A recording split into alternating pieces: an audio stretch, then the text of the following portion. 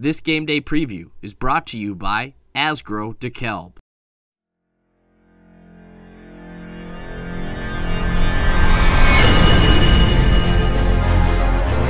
Another week and another close win for North Dakota State. While this run in the playoffs hasn't been as easy as last year, all that matters to the Bison are the results.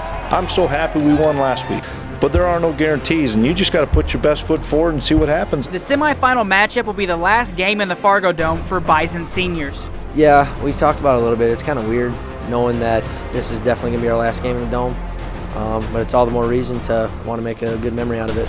One of those seniors is defensive end Kyle Emanuel, who this week won the Buck Buchanan Award for the best defensive player in the FCS. Emanuel is the first Bison to ever win this award. It's such an honor to be awarded the 2014 Buck Buchanan Award on the 20th anniversary. I think you look across the country and you see, I kind of glance at other people's stats, and big honor to be mentioned along those same names. Well-deserved honor, and something that Kyle has worked for 5 years, culminating with an unbelievable career. If Emanuel and the rest of the seniors want to survive and advance, they will have to stop a Sam Houston State team that has won back-to-back road games versus top 10 teams. They're hot right now, and you win playoff games on the road, you're a pretty doggone good team, and they definitely are.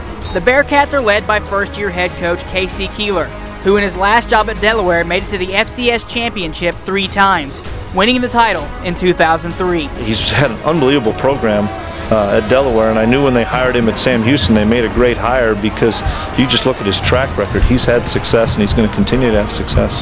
They've got a ton of ability to make big plays, whether it's running the ball or throwing the ball. A major reason for that offensive explosion is quarterback Jared Johnson. The sophomore leads Sam Houston State in passing and is second on the team in rushing yards, making him a similar threat to Coastal Carolina quarterback Alex Ross, who was not easy to stop.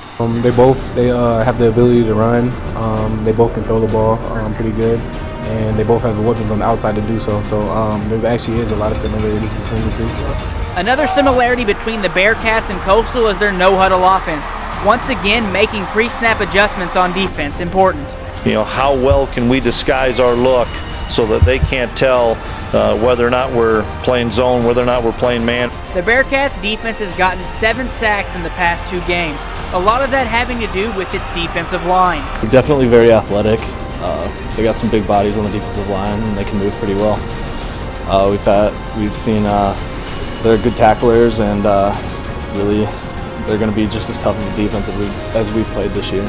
For the 3rd year in a row, NDSU will be playing its semifinal game on a Friday night, something that brings back a lot of good memories. Friday Night Lights is a lot of things that we all talk about, remembering the high school days and stuff like that, so it's definitely different. We embrace it, and we're ready to go on Friday. This will be the 3rd time in 4 years these 2 programs have met in the FCS playoffs, with NDSU winning the past 2. Kickoff is scheduled for Friday at 7 p.m. Central Time and can be seen on ESPN2.